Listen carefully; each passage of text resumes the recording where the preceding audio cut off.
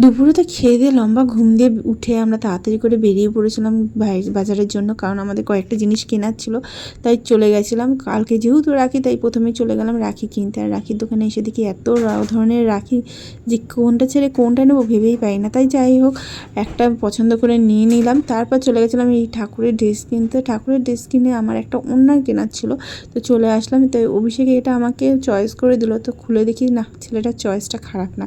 যাই হোক, ওড়নাটা নিয়ে চলে গেছিলাম এই দোকানে। এখানে একটু বোতল আর কয়েকটা জামাকাপড় যে কাচার ব্রাশ লাগতো, তাই নিয়ে নিলাম। তারপর চলে গেলাম এই পেস্ট্রির দোকানে, কারণ এটা নতুন খুলেছে, ট্রাই না করলে হয়। যেহেতু দুপুরে এত ভারী লাঞ্চ করেছিলাম তাই জন্য আর সেরকম কিছু খেলাম না বিকেলে, তাই একটু চা খেয়ে নিলাম। চাটা খেয়ে বাড়িতে সোজা চলে আসলাম। তো আজকে আমার খুব মিষ্টি মিষ্টি খেতে ইচ্ছে করছিলো, তাই জন্য এই কেকটা নিয়ে বসলাম। তো অভিষেক তো মিষ্টি জিনিস পছন্দ করেন, আরও খায়ও না, তো খেয়ে দেখলাম এই ম্যাঙ্গো ফ্লেভারের কেকটা আমার বিশেষ ভালো লাগেনি, কিন্তু এই চকলেট কেকটা ভীষণ ভালো ছিল। তো আজকের জন্য টাটা, দেখাচ্ছি নেক্সট ভিডিও।